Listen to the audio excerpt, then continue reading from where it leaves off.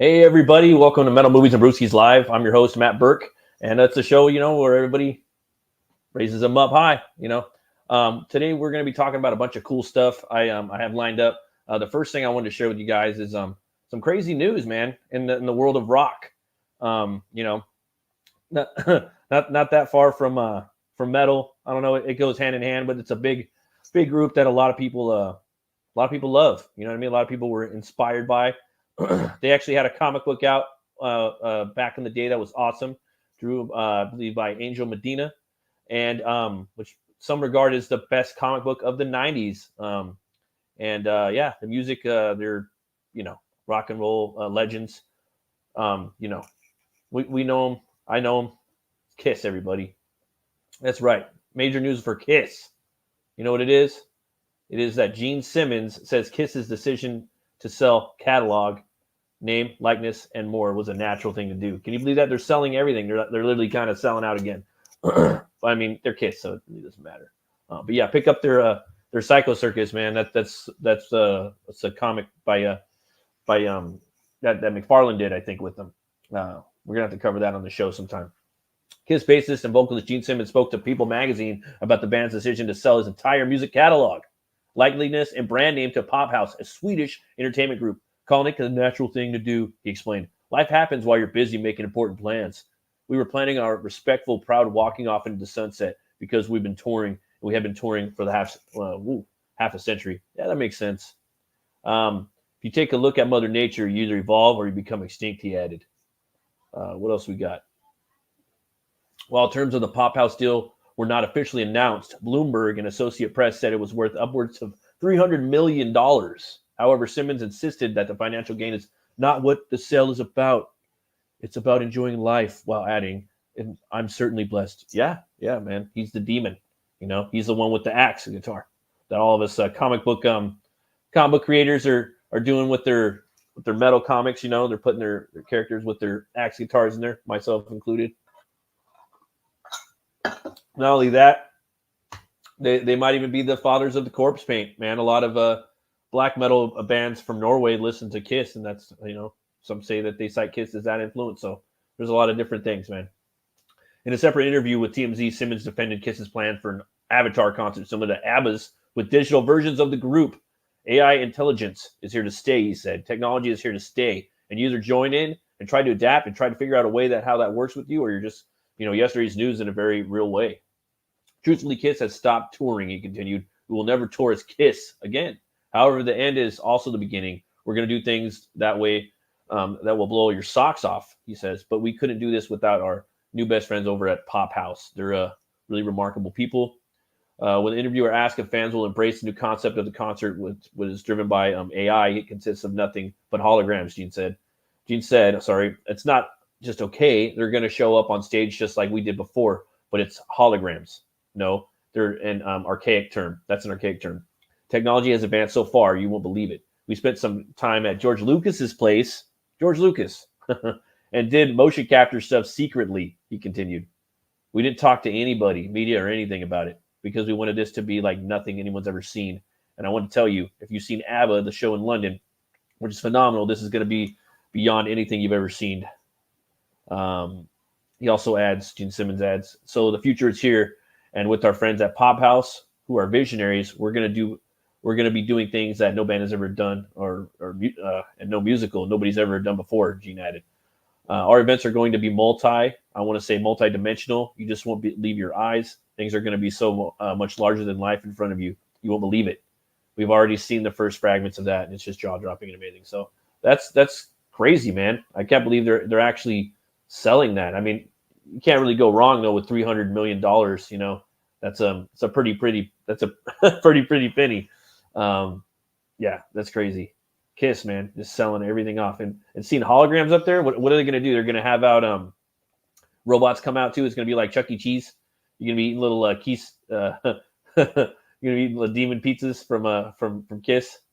I don't know, man. I don't know how I feel about that. That's kind of caught me off guard. Sometimes I hear shit, read shit online, and it takes me a minute to kind of process it and kind of sit with it. And I don't know. That's pretty crazy. I don't know what to think about that. But in movie news, well, not really movie news, but I watched Kong versus Godzilla 2. I gotta say I love the movie. I thought it was just as good as the first one. It's all popcorn. This one, what I liked is that they kept going with that Hollow Earth theme, or however you want to call it, Placidor or whatnot.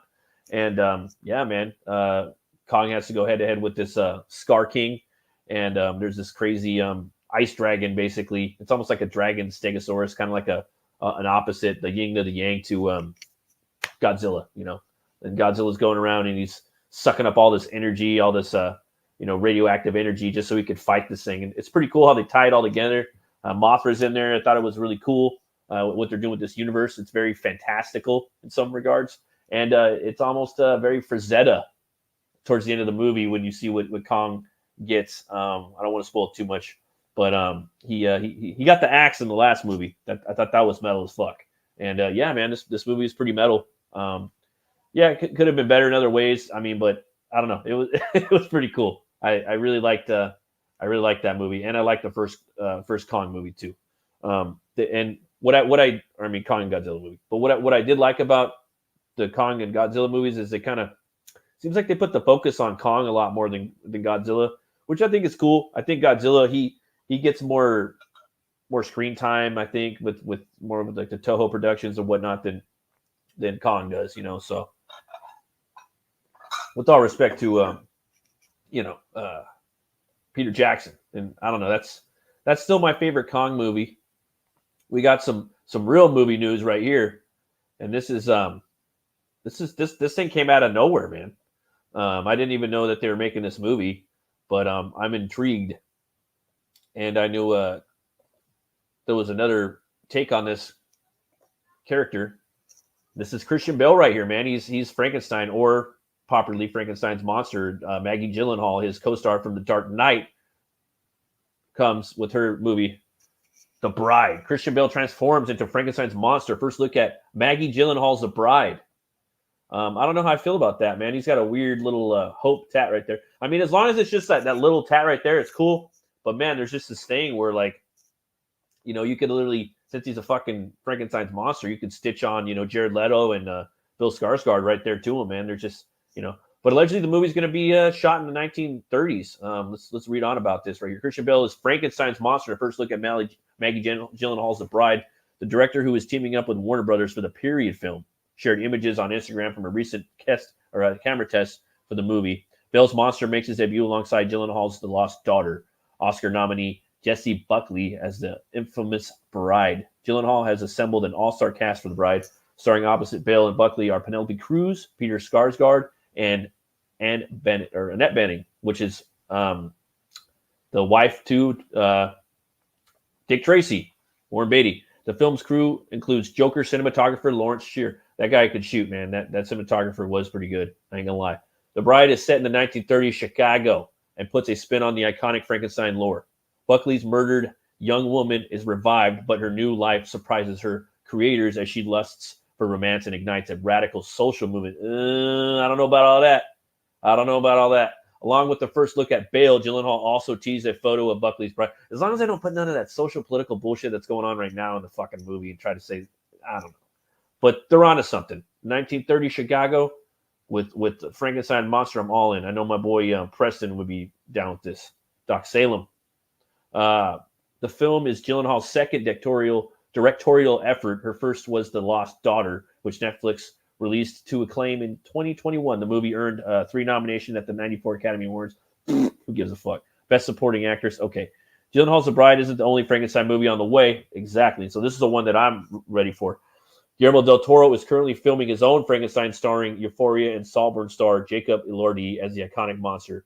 Del Toro's film is backed by Netflix and features Oscar Isaac, Mia Goth, Lars Mikkelsen, David Bradley, which is Pinhead, Christian Convery, Charles Dance, which was, from Underworld movies, Game of Thrones. He played the family opera, Last Action Hero, badass fool right there. And Christoph Waltz from, the Inglourious Bastards and a lot of the other movies. That's The Bride right there. Tarantino movie, sorry, Christoph Waltz. He's a phenomenal actor. Warner Brothers is set to release Gyllenhaal as a Bride in theaters and IMAX on October. I am going to check it out, though. I mean, Christian Bale, man, he's one of my favorites. You know, he's. I remember back in the times when before he blew up with Nolan, his just work. He had a pretty awesome body of work even at that point. Before he started playing Batman with American Psycho, he really just goes all out. With The Machinist. Just all these, he really gets into the roles. He even played Jesus. A lot of people don't know that.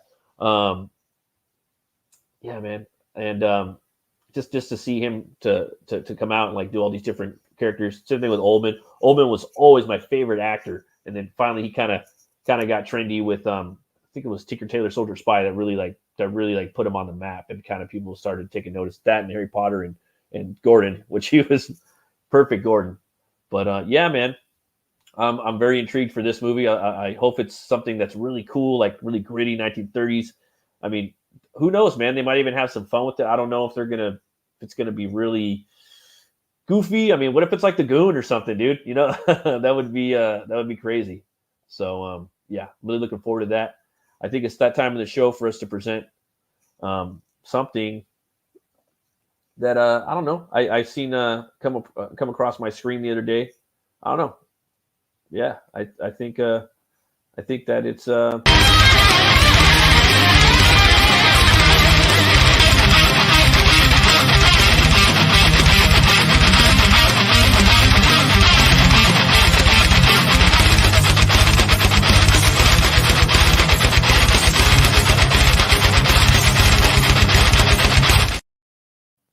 Gods of Metal Eternal Vigilance Tour. All right, so this is a board game right here. It's on Kickstarter right now. It's got 397 backers. I thought this looked pretty cool. Games are really taking off, man. Gaming, tabletops, and whatnot. And I think they're pretty cool because it gets people out of their fucking houses and gets them. It rips them off the screen, and you can get in there and play a good 3-hour game. Most of these tabletops are about 3 hours, it seems like. But there's been a couple of metal games out there, some tabletops. I want to cover a couple more on the show. My buddy, he's going to probably be crowdfunding a tabletop pretty soon, so I've been trying to do a little more deep diving on these games. I remember back in the day I used to play I don't know, man, it was a crazy game where you put the mat down on the floor and you'd have these catapults moving around, and I don't know, I was so young, but yeah, man, it was a pretty cool game. It was kind of like Warcraft, but before PC. But yeah, guys, I wanted to show this off right here. Let's check out the trailer.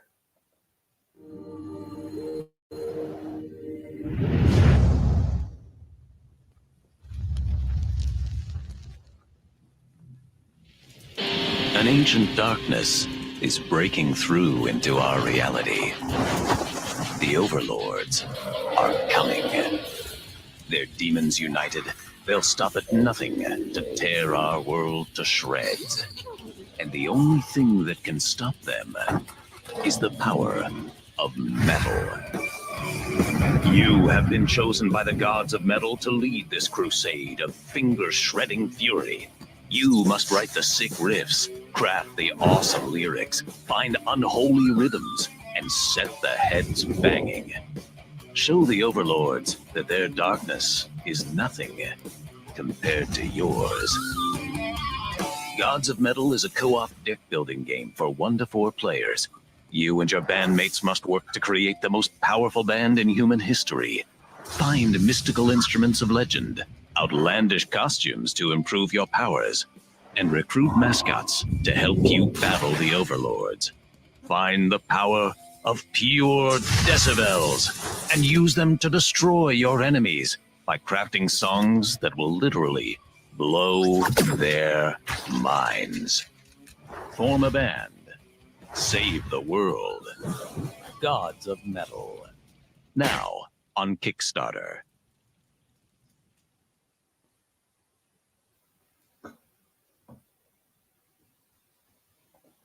Yeah, I think that looks pretty cool. Kind of reminds me of a Brutal Legend.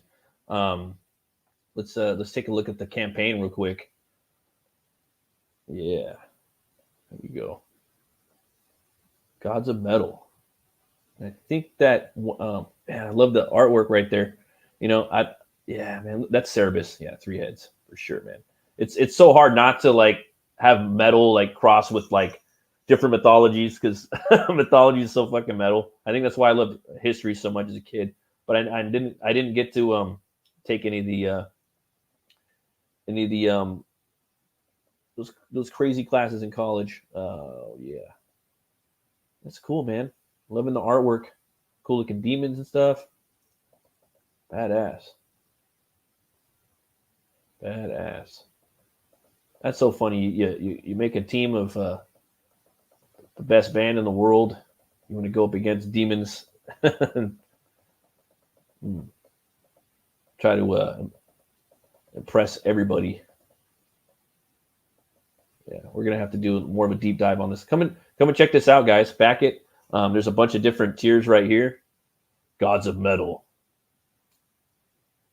New Overlord, new song, shipping. One thing about Kickstarter, man, they really go all out with everything. It seems like they really go all out with everything. The presentation, the rewards, all that stuff. It's pretty crazy. You got the Gods of Metal digital PNP. It's a digital copy of Gods of Metal with unlocks. Yeah, man. Come check this out. Probably going to be having this guy on the channel, man, so we can do more of a deep dive on this. Can really get into it. So, yeah, Gods of Metal, guys. Check that out. Yeah, there's also another campaign, too. We had a gentleman on the Thursday show, Open the Gates, Russ Leach. He did a book called Only Death Could Save Us. I reviewed on this show. And he's actually working on he's finished the story right here. It's about Cole, which is a character from the Robert E. Howard verse. If you guys know who Conan is, then you know who Cole is. And this is actually the first Cole story that they're adapting, him and Randy Zimmerman, and it's called The Shadow Kingdom. And it's on this really cool website called Fund My Comic. It's a crowdfunding website that's made by actual comic book creator Luke Stone. And yeah, man, I actually got my stuff up on here. And if you're an indie creator, put your stuff on Fund My Comic, man. We're all trying to build this thing. It's really cool, and it's yeah. This is the book right here. I want to show the trailer again. In the time before Atlantis sank and the lands of the world were savage and untamed, one man would claim his destiny. Leaving his Atlantean tribe behind and throwing off the shackles of Lemurian bondage, he sailed the seas as a pirate captain before seizing his place as a king. And now that he has the throne, how long will he be able to keep it? This is The Shadow Kingdom, the classic sword and sorcery tale by Robert E. Howard, adapted by Randy Zimmerman, with artwork by Russ Leach. Available now at fundmycomic.com. Yeah, it's pretty awesome. It's the story, pretty much says it in the trailer. It's arguably the first sword and sorcery tale ever written. So, come check it out. If you guys loved Savage Sword of Conan from back in the day, the Conans from the 90s, the Frank Frazetta, Robert E. Howard's old Conans, Cole from Marvel, it's all here. This is the first Cole story. So come and check it out. It's awesome. Can't wait to back it. There's a lot of really cool tiers, and I will put a link in the chat right now for you guys, so you guys can, if anyone watching this, could come and check it out. There we go, Shadow Kingdom. All right, and then there's another book too that's coming out, but there's the gentleman. He's Ray Ramos has been like teasing these different characters. He's got a universe. Him and a bunch of other guys at 656 Comics, and they've been around for 20 years, and they have a whole universe of characters. And for their 20-year anniversaries, they're putting out this kind of crossover with all their characters. It looks freaking phenomenal. And yeah, he's been teasing a lot of them on Twitter. And I wanted to show you guys the newest one, man. He's like right up my alley, right in my metal shop. So let me show you right here. This dude right here is called Karmisi, Punishment, Vindication, Vengeance. It all ends in blood. The streets run red in sanguinity. Hope for a better tomorrow, though the same violence that is forced upon the innocent. There will be a reckoning in Border Mayhem All-Stars. So this guy's coming to Border Mayhem All-Stars. It's a cool-looking character, very Punisher-esque. I'm digging it. I love the vigilante heroes. People like to use the word anti-hero a lot. I like vigilante. I think a lot of the times, you know, just I don't know. I just get tired of hearing the word anti-hero. I like vigilante. It sounds better. But this character looks cool. You guys could sign up. This is one of their many characters, and this is it right here. 656 Comics Border Mayhem All Stars. Sign up and get something for free. Join 656 Comics as they celebrate their 20th anniversary with a special 24-page one-shot comic. You know, that's a beer right there. A beer and a couple peanuts. Just roll right through. You got Junkman right there. You got the Man Dog. Join the characters from the 656 verse as they navigate through a chaotic landscape filled with zombies, chupacabras, and other bizarre threats, all the while desperately striving to return to their rightful universe. It just sounds like fun, man. Written by Ray Ramos, Francisco Erce, and Oliver Lee Erce. Illustrated by Dario Rodriguez, Domo Arce, Javi Gutierrez, and Oliver Lee Erce, covered by Rich Ayala. And Rich from Roach Balls, and he's been on the show. He's been on this channel before. Come and sign up, guys. I'm gonna put the link in the chat. This is his cover right there. Rich Roach Balls, killing it, loving it. Put that in the chat right there. Yeah, man. Love these these quick stories. You know, sometimes just like the these just get in, you hit it and quit it. You know. You don't got to commit to a big book. It's just a fun story, you know. It's a couple hours. It's a Sunday afternoon, you know, on your day off or something like that. You know what I mean? So definitely check it out. There's a new song by Tyr I wanted to premiere on this show. They actually had another one that I wanted to listen to, but I was like, you know what? That's fucking content. I can put that on the show, and you know, again, I don't do backflips or anything like that when I listen to something new. I'm just here for the music. A lot of people really get dramatic when they listen to their first reaction. I don't know, but I'm gonna check out the newest Tyr song, and this is a band that I kind of started getting into just a few years ago, and I just think they're awesome. I haven't bought any of their albums yet either. I've just been listening to them on YouTube a lot. I plan on going and picking them all up, though. I want to get when I can, man. I want to get their CDs and their records. But yeah, let's check it out. This song is called "Dragons Never Die." This is the official video. Just rocking, you know. Your favorite. I thought it was pretty cool. Yeah. All right. Well, there was also something else I wanted to show you guys too. I got my campaign up right now. It's a Butch Cleaver. It's a Gothic horror western. Well, let me just show you guys the campaign right now. Preset. It's up on Fund My Comic, the same as the Shadow Kingdom. There's a lot of really cool books up on there. You guys should just go and check them out. It only takes a minute to make a profile over there.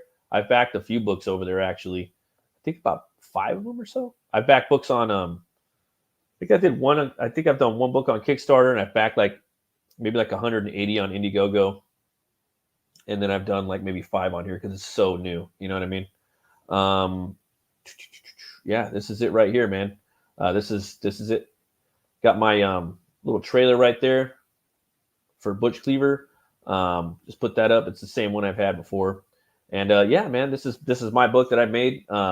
It's been done for a few years now, but I'm still real proud of it. It's about a butcher who gets killed and he's brought back to life by a voodoo curse, and that curse gives him the power to weaponize bone with a single thought, man. And he's this skeletal phantasm that just kind of, stalks this town of Oubliette and this fictional fantasy West, basically. And in the story, you're gonna basically, this is the first and second book, and the second book is basically showing his origin right here, and you're gonna show why he's this crazy, skeletal phantasm, And I don't want to spoil too much about who he is, but I put a lot on here on the campaign, so you guys could do it yourself if you want. And yeah, man, if you guys are into spaghetti westerns, horror movies, slashers, Swamp Thing, Jonah Hex, Hellboy, Batman. You might like this stuff. A little bit of the pulp, that be like the Shadow, whatnot like that. I've had a multitude of different influences with this book, and I think it's a pretty entertaining read. You'll see that I am a newbie. I've been doing it for a while, but I mean, I don't have as many years under my belt as a lot of the other cats. But yeah, man, I did these 2 books by myself, and just trying to become a better artist, a writer, and I think these books are pretty entertaining. So if you guys want to come check them out, do so. This is Bush Cleaver 1. I put a little bit up on there as well. And yeah, man, it's a crazy world filled with crazy characters. And it's about a bounty hunter trying to figure out who murdered him, his father, and how he's going to control these new powers, and if he's still going to be a piece of shit once he has these powers, or is he going to be a good guy. So got some cool trading cards up on here by Preston Acevedo, Death Metal Hero, Luke Agilia, and a wanted poster. The first 30 backers are going to get actually a bunch of cool stuff. I've already got 2 backers. This is basically a store right now. And sorry for scrolling around so much, guys. The first 30 backers are going to get these 6 trading cards.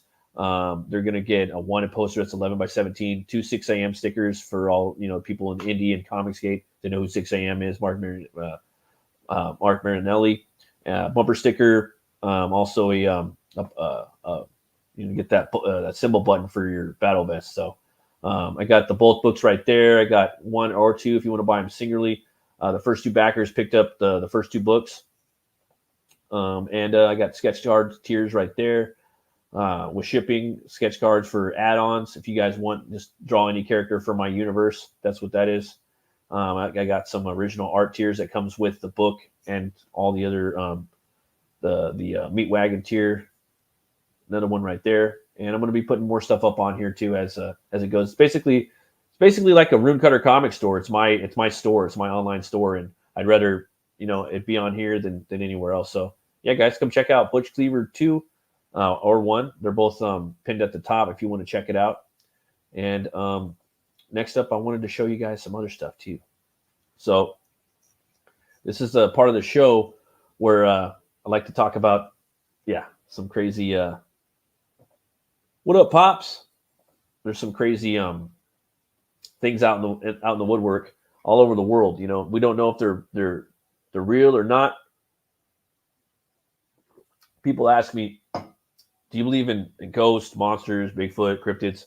I don't say I do, but I also don't say I don't. If I get the proof is in the pudding, but they're damn interesting, So this is a new one. This is a fun part of the show, one of my favorites.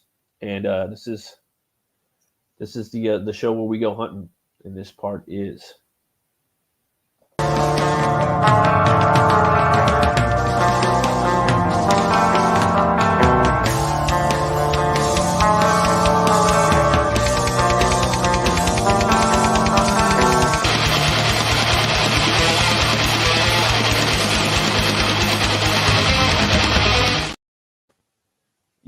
the Giant of Kandahar. It's from Afghanistan.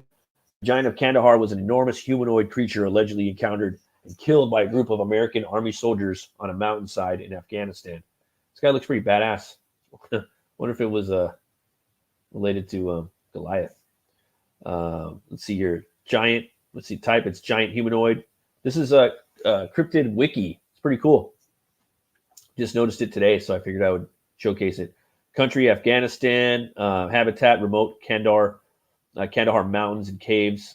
Possible population, very small. Wonder if it's deep in the earth. I wonder if he's he's probably giant. I would say a Neanderthal, but here's a summary description. Steve Quayle spoke of an occurrence which is still classified by the U.S. government in his popular radio show, Coast to Coast. The event allegedly happened in 2002 in a desert part of Afghanistan when a U.S. Army squad went missing. A special ops task force branch, unknown, possibly Rangers, considering that the missing squad was Army, was sent to find out what happened, and the soldiers walked along a ragged mountainous trail until arriving at the entrance of a large cave. Pieces of a broken military equipment and gear were scattered all around the clearing. The task force was about to enter the cave to explore the recesses when a 12 to 15-foot red-headed, 6-digit, double-toothed humanoid emerged and attacked the soldiers. The giant impaled Dan with a giant spear and proceeded to attack the rest of the squad. The witness states that it took 30 seconds of continuous fire to take down the giant. Oh shit! This is pretty famous. A lot of people know about this. Between them, the squad was armed with a full auto M4 combines, recon carbines, semi-automatic, and M106 Barrett anti-material rifles firing 50 BMG. This is much firepower concentrated on one target for 1 second, let alone 30. Would be extremely destructive. According to witnesses, the giant wore canvas or animal hide covers to protect its feet like moccasins. It smelled like dead bodies. The creature's body was airlifted back to the squad's base by a helicopter and net. From there, it was loaded into an aircraft and taken away like never to be seen. And yeah, man, upon the return, the soldiers were made to sign a non-disclosure paperwork to stop the word spreading of their encounter. The witnesses states he broke his silence because people have the right to know what happened on the planet. Hoax. So they're saying that this is a hoax now all of a sudden. The giant of Kandahar is a hoax, as the Department of Defense has no record of the incident. L.A. Mazzurli, an author, blogger, and filmmaker, is believed to have created a heavily influenced the legend. Huh. Yeah, I bet. It's easy to blame it on that. Let's look at some of these pictures. Wow. That's crazy. We haven't really gone over giants in this show, but I do know that throughout the world there have been, cave paintings and testimonials and different, what the fuck is that? Of different giants. And they usually state that they're redheaded. They have, 2 rows of teeth and they got 6 fingers on their hands. So I don't know. It's pretty crazy. So I kind of believe that in a way. I think that possibly that that did go down, and they're probably trying to cover it up. So I don't know. Well, we're at this part of the show where I wanted to show you guys something really cool, really special. This is a movie that I really liked growing up. I think I was, dang man, probably coming out of high school or like just kind of got out, because once I basically got out of the band and got out of high school, I just been working. I worked all through my 30s, blue collar, all through my 20s. Basically, didn't stop, And this was a movie that I thought was really cool. Let me guys show you. It's a hard recommend, by the way. Hard recommend.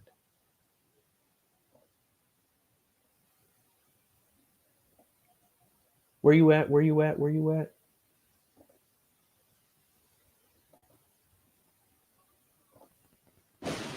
There are 2 wolves fighting in a man's heart. One is called love, the other, hate.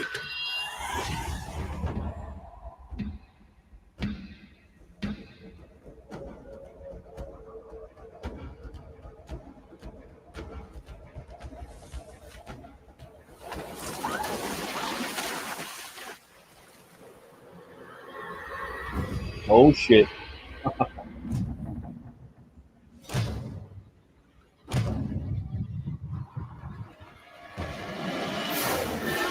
Director's a badass. Great shots. Very Frazetta, this movie.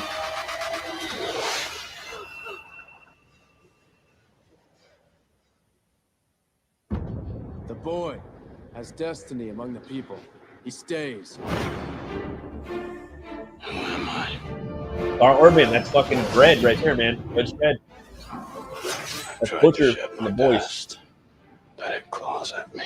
The prophecy is coming to fulfillment.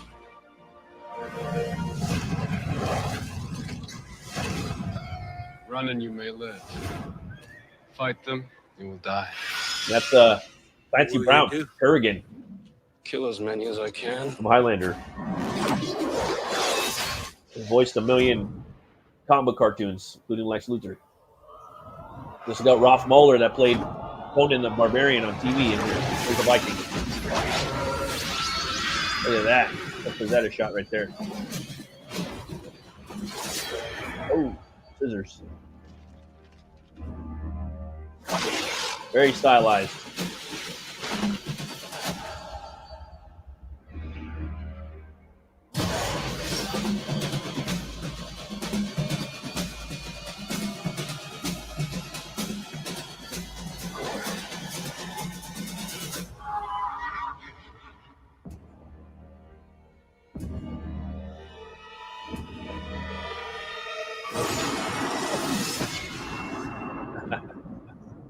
Yeah, man. That movie was so cool. I don't know. I really dug that movie growing up. I watched it a bunch of times. I guess it could use some maybe a little bit more like editing to kind of chop it up a little bit. But other than that, man, it's a really cool movie. Hard recommend. When it came out, they were actually putting together a graphic novel for it, and I've seen this graphic novel, but I don't know, man. I wasn't really feeling it too much. The art had a lot of like photographs in there, and I understand like the artistic, need to do that. Like some people have their own style or whatnot. I respect everybody's style, but for me, I wouldn't have done that. I would have done something different. It kind of had like this kind of Bill Sienkiewiczyan type feel to it. But let me show you. It's actually a Dark Horse comic, and they were putting it out at the same time as the movie. They were actually writing it at the same time. This is it right here. It looks cool. I've actually seen it at Book Off. I don't know if you guys got a Book Off from wherever you live. Side quest. Book Off is fucking awesome. They usually have them at malls, and they sell like old comic books, graphic novels, manga, toys, DVDs, obviously books, video games, guitars. Like, dude, they got everything. It's like Tower Records, but they sell stuff. They sell you stuff, and it's really cool. But anyways, I seen the graphic novel there. I would always go back and pick it up and look at it and thumb through it, but I'm like, I just don't like the art. I love the movie, but I can't get into the art. I just couldn't. I don't know what it is. It looks cool though. I mean, some of the imagery is cool, but there's literally like photographs in there. Yeah, I don't know. Check it out. It's a really cool concept. We had a Brian Christgau on here last week, and he was, we were talking about the Preston. We were talking about the that movie Outlander, and a lot of movies they like to take the Beowulf idea, where it's one man fighting different something in the woods or something like that. You know what I mean? Stranger in a strange land type thing. Like that's 13th Warriors like that. Outlanders like that. I'd say Pathfinder, it's kind of like that, but it is a little different. It kind of breaks off from that. To me, I think this one's a little more like Last of the Mohicans, I guess. But it's a fucking phenomenal movie. This is a graphic novel, though. It's on Dark Horse's website. You could pick it up for like $5 anywhere. I wish I have it though. I do need to get it just to have, because I'm a Viking stan. I like any Viking comic book I can get or anything. I try to pick it up. The movie is definitely very Frazetta inspired. Like the Vikings, they have horns and stuff, and they're not too realistic. But the thing is, I really like that. Like if I'm drawing a Viking, I try to put the realism there, and then like with the helmet, and then I'll fucking throw some horns on there. They didn't have horns, but they look so cool, And there's no real, historical evidence of them having horns. There's one, but the horns are just kind of like sticking straight out like a bra from Madonna back in the 90s on their head. It's weird science. But yeah, man, I think if you're going to be drawing some Vikings, man, make them look metal, make them look fantastical, have some fun with it. I mean, unless you're doing like a straightforward, robotic, historical, accurate, fucking, Viking thing. But I think they did a good job with this. And it's from the director of the Texas Chainsaw Massacre remake, Marcus Nispel. He's just a really good visual director. He cites Frank Frazetta as a main influence when he was making this movie. When I watched this movie, I said, that guy needs to direct Conan. And sure enough, he went and directed Conan, and the movie looked cool. He got a cool actor to play Conan, which was Jason Momoa at the time. No one ever fucking heard of him. I never heard of him. At that time, I was we had message boards, and it was a Robert E. Howard movie message board, Conan message board. And I watched that movie just kind of go from nothing into something. And it was just cool seeing that, like, me picking a director out of my head that would love for them to make a Conan movie, actually pick him. But then also seeing the movie kind of fall apart into a pile of shit, it was kind of very disappointing because that movie could have been so much more. There is little cool. It's like the same thing as it suffered from the same exact thing as the last Hellboy reboot, where it had all, had the cool locations and cool characters from the lore of like the Mignolaverse or the Howardverse, but there were just too many cooks in the kitchen, and they didn't stick to the director's vision. With the Milius version of Conan, they really stuck to John Milius's version, even though it was more of a Cole story, but they stuck to his fucking vision, so the movie came out good and it benefited from it. I think if they would have stuck to Marcus Nispel's version of the Conan reboot, I think it would have been a little better. But yeah, I know I sidetracked the fuck out of Pathfinder right there, but it kind of had to go. This director, man. And then he came back and did Third Side Quest. He came back and did the Friday the 13th remake, which I think it's the best Friday the 13th movie. I've been saying that for a while. There was a whole thing back in the day when all the reboots were coming out, and people were there was two sides to the coin. There was the people that loved the originals and hated the remakes, and then there was the fucking my generation that only wanted to watch remakes and they didn't even fuck with the originals. Like, that's stupid. You know what I mean? And so you at least got to watch both. Both those different age groups need to go back and watch both the movies, and that's what I did. And after, dude, that remake fucking destroys all of the other Friday Jason movies. Friday the 13th, Marcus Nispel's version's shit. He's fucking Rambo the fuck out. He's Last Blood before Last Blood even came out. And I actually like his Leatherface with Andrew Bernarski that played Lobo in the fan film Paramilitary Christmas. His Lobo's scary. He's got I forgot his name, Lee Ermey from Full Metal Jacket playing the sheriff father. I mean, he adds so much to that movie. I know that Texas Chainsaw was a big, it was a big staple in American cinema and horror and the Vietnam War. And that movie's good too. But oh man, I really love. I was really love the remake of that too. I think those two are the best. I don't know. Yeah, then Texas Chainsaw 2, and then the beginning. I don't know. It kind of jumps all over. It's a weird franchise, but yeah, man. That was 4 little side quests I took right there, but they're fun topics to talk about. I think fun movies, and definitely, guys, go check out Pathfinder if you haven't seen it. I'm probably going to be reading some comics right now tonight. I'm going to go get some dinner, and thanks for people that are. I guess there's one person watching right now, but if anybody's going to watch in the replay, probably going to be putting this up on my channel now. Start putting my live shows up there so people can check them out. And as always, everybody, thanks for watching. Always remember to be bold, be brave, and roll the bones to know your role. I'll see you guys later. What up, Jason? Yeah. And you guys have an awesome weekend, and be good to each other, and go buy some comic books from some indie creators out there. You might find something special. See you guys.